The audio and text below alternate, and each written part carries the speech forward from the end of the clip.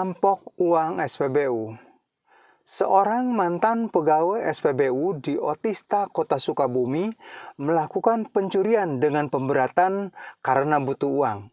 Modusnya menodongkan senjata tajam kepada salah satu pegawai untuk membuka brankas. Dari peristiwa tersebut, pelaku membawa kabur uang SPBU dari brankas sebanyak 52 juta rupiah.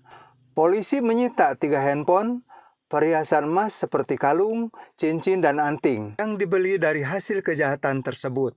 Kemudian pelaku diancam dengan hukuman 9 tahun penjara. Assalamualaikum warahmatullahi wabarakatuh. Terima kasih rekan media. Jadi pada siang hari ini, Satreskrim Polres Sukabumi Kota akan merilis 2 perkara. Yang pertama terkait dengan perkara pencurian dengan kekerasan. Yang kedua perkara tidak pidana pencurian dengan pemberatan. Kita mulai dari perkara pertama dulu, di mana ada kejadian pada hari Sabtu, tanggal 9 April 2022, sekitar jam 1 pagi di Jalan Tipar, sebuah SPBU yang berada di Tipar Gede. Ya. Kejadiannya bermula di mana modus operandi pelaku ini didorong motifnya adalah kebutuhan dari yang bersangkutan. Begitu kemudian kami mendalami terhadap yang bersangkutan, karena bersangkutan ini, tersangka ini memiliki pengalaman kerja di sana, sehingga sedikit banyak mengetahui bagaimana situasi dan kondisi kegiatan operasionalnya, termasuk juga kegiatan di dalam perkantorannya.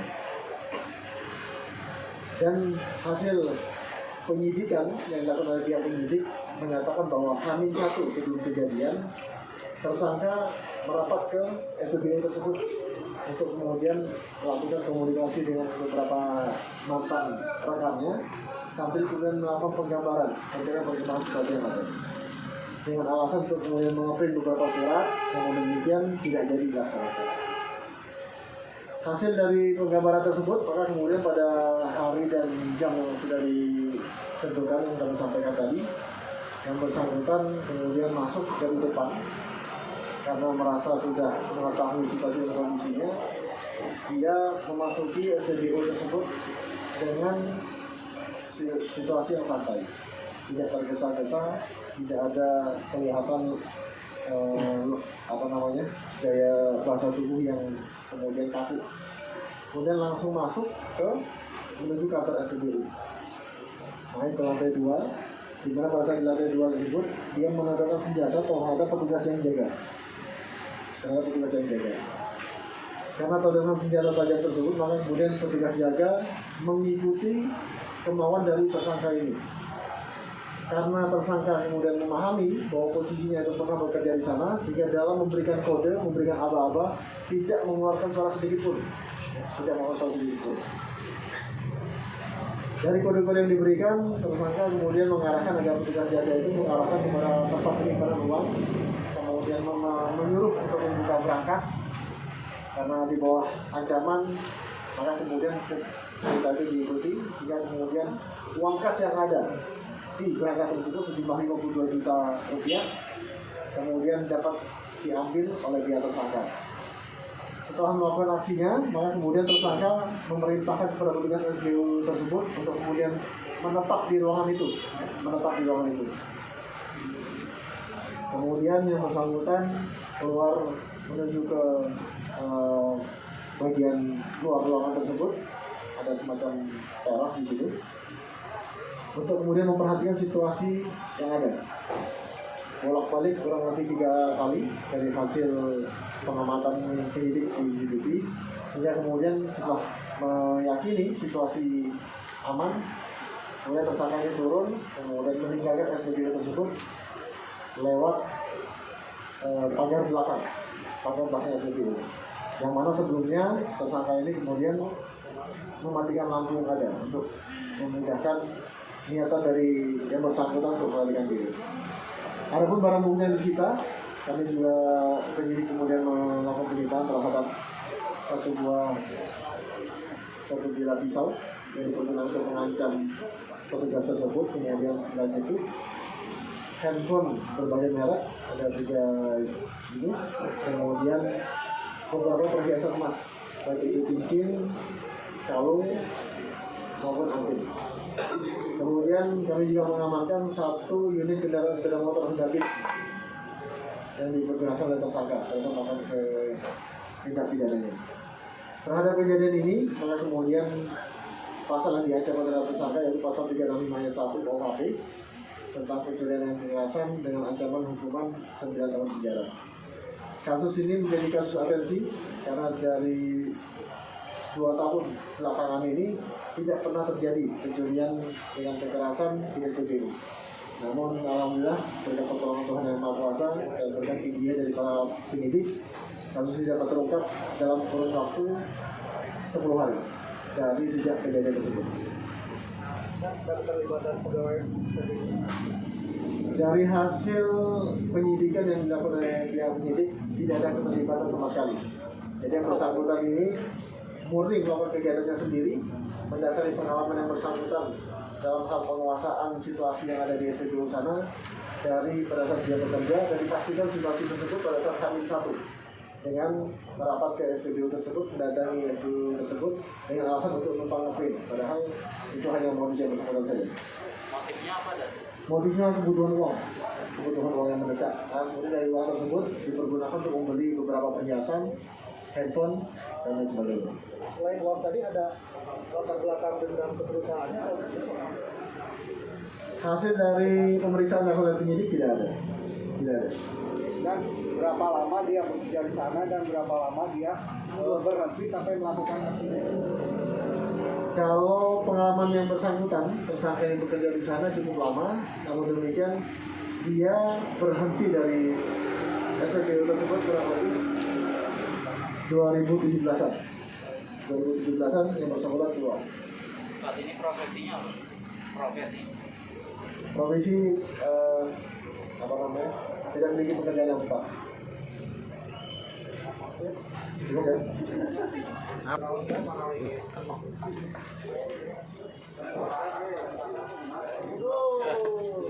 Tajamnya ada.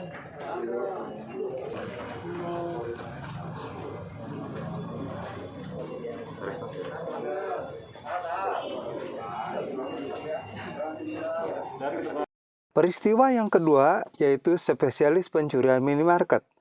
Telah terjadi 3 peristiwa pencurian minimarket di wilayah hukum Polres Kota Sukabumi pada tahun 2022, yaitu tanggal 16 Februari di Sukaraja, di Cirengas tanggal 11 Maret, dan TKP tanggal 25 Februari di Kecamatan Lembur Situ. Hasil penyelidikan terungkap kejahatan serupa dilakukan kelompok spesialis minimarket ini di 19 TKP, di antaranya wilayah Kabupaten Sukabumi, Bogor Kota dan Kabupaten, Cianjur, serta di wilayah hukum Polda Banten.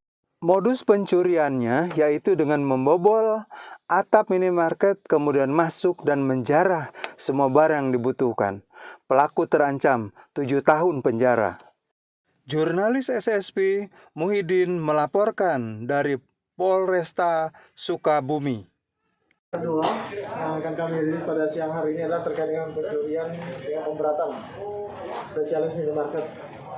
Kenapa dapat kami simpulkan ini spesialis minimarket? Karena dari pemeriksaan yang dilakukan pihak penyidik, yang pertama untuk di wilayah hukum Polres Sukabumi Kotanya 3 TKP.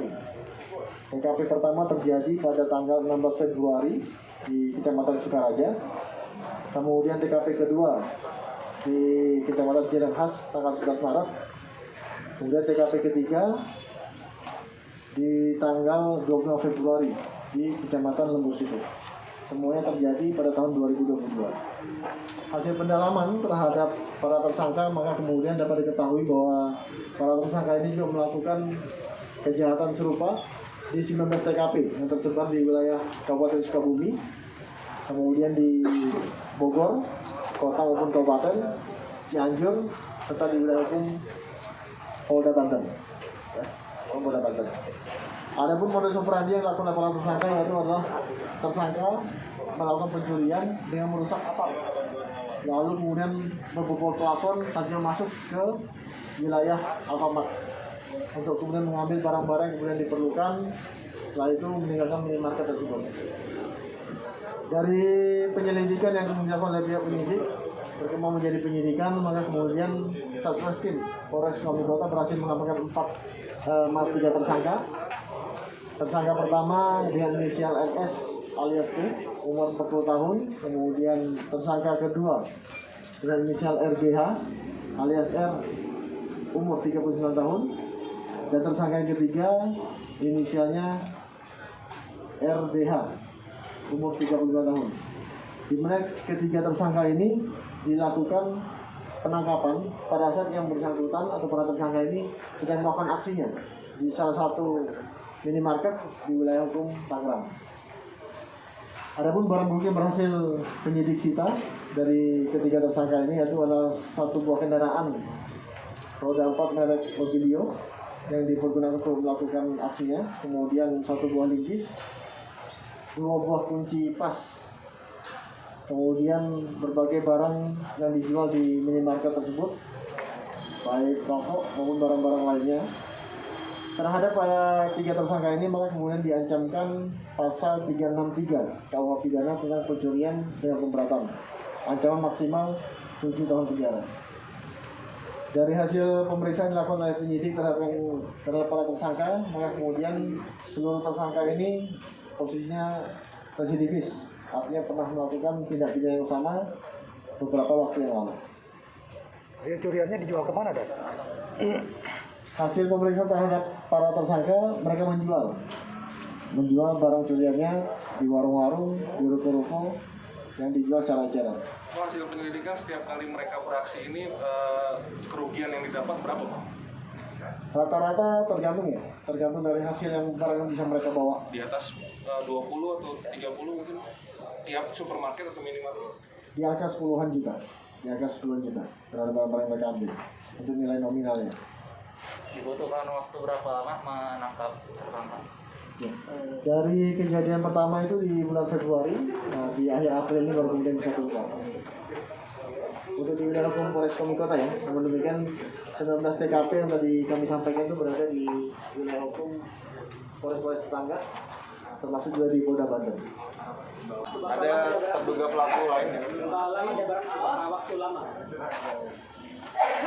Kurang lebih mereka berada di dalam minimarket tersebut kurang lebih 1 jam melakukan aksinya, sambil kemudian mengamati situasi yang ada di luar. Soal komplotan ini hanya 3 orang apa masih ada terduga pelaku lain? Akan tetap kami kembangkan, namun demikian yang berhasil kami amankan sampai dengan saat ini 3 orang lagi. Kalau alamannya semua di luar kota.